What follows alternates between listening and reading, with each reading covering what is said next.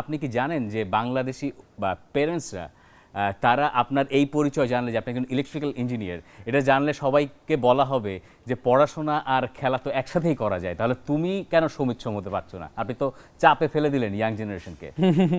ওইভাবে চিন্তা করি না, বাট ওইটা ঠিক বলছো আই গেস, বাট ইয়া এটা ইম্পর্টেন্ট, তাই না? How are you? I am good, thanks for having me. Jet lag আছে? জেট ল্যাগ একটু আছে, বাট মোটামুটি কমে যাচ্ছে এখন, which is nice. Welcome home Samit Som. Thank you. Eid মোবারক।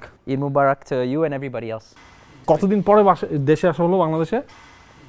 3 বছর হয়ে গেছে মোটামুটি যে আমি লাস্ট আসছি, আর এবার একটু অন্যরকম, খুবই স্বাভাবিক। আচ্ছা, ঈদ তো করা হয়েছে, মানে হবে এবার এখানে, পূজা কি করা হয়েছে বাংলাদেশে?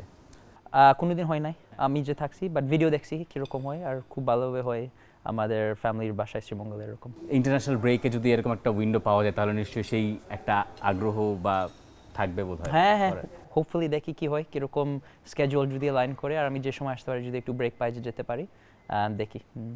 সুমিত, এয়ারপোর্টে নামা, এরপর ট্রেনিংয়ে যাওয়া, ম্যাচ ডেতে আপনি খেলার সাইড লাইনের ঠিক বাইরে আপনি ওয়ার্ম আপ করছিলেন, কেমন লাগছে? এর আগেও বাংলাদেশে এসেছেন, এবার বাংলাদেশে আসাটা ফিলিংসের দিক থেকে তো মনে হয় টপ।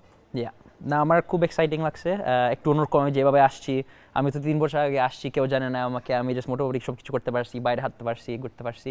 এবার একটু অন্যরকম, আর যে ওয়ার্ম আপ করছি ম্যাচে, আমি তো শুধু একটু ওয়ার্ম আপ করছিলাম, জাস্ট একটু পা ফ্লাশ করতে ফ্লাইটের থেকে, আর তাও সব ফ্যানগুলো চিয়ার করছিল, অ্যাপ্লড করছিল, আমি যে লাভ করছি, সো এটা খুব ভালো লাগছে, আর সাপোর্টটা অনেক ফিল করছি।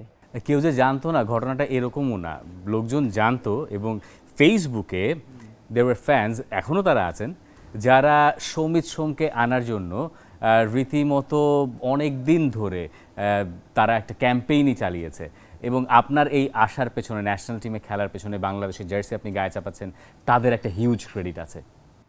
আমি ওইটা অনেক আগে থেকে দেখছি, মন্ট্রিয়াল বয়সের থেকে, মানে probably 5-6 years is probably in the making এটা আসার। আর যে ফ্যান যে বলতেছে আসতে আসতে, আর আমি সবসময় বলতেছি আমি চিন্তা করছি দেখি কী হয়, but I am very happy যে এখন আমি আসতে পারছি আর শুরু করতেছি বাংলাদেশের জন্য খেলতে। কখন ফিল করলেন এটাই পারফেক্ট টাইম বাংলাদেশে আসার? প্রবাবলি লাস্ট 3-4 মান্থে, ইভেন ওই যে ইন্ডিয়া ম্যাচের আগে আমি অনেক চিন্তায় ছিলাম, আর ওই সময় ভাবছি করে ফেলবো ইন্ডিয়ার ম্যাচের আগে, বাট তারপরে লোকজন জেনে আমি ব্যথা পেয়েছি, সো আমি বোধহয় প্রায় 6-8 উইকের জন্য আউট ছিলাম leading up to India match. So even যদি আসতে চাইতাম পারতাম না ইনজুরির জন্য। তারপরে আমরা ওই যে ক্লাবে একটু ডিস্ট্রাক্টেড হয়ে গেছে, আমাদের কনকাকাফ চ্যাম্পিয়ন্স কাপ বড় একটা কম্পিটিশন ছিল মেক্সিকান টিমের সাথে, সো ওই সময়তে জাস্ট ওই সময় ছিল না সময় দিতে, ঠিকভাবে চিন্তা করে ঠিকভাবে সব পেপার ওয়ার্ক করতে। বাট ওইটার পরে তারপরে স্পেশালি ইনজুরি হওয়ার সময়, ওই সময়টা একটু চিন্তা করছি, তারপরে দেখছি যে ম্যাচ যে হয়েছে, ওই সময়তে আমি ডিসাইড করছি যে এখন হলো রাইট সময়। আর লাকলি সব পেপার ওয়ার্ক সব কিছু সবাই হেল্প করছে, বাফুফ খুব ভালো করছে হেল্প করতে, আর এটা স্পিড আপ করতে প্রসেসটা, আর এখন আমি এখানে আছি।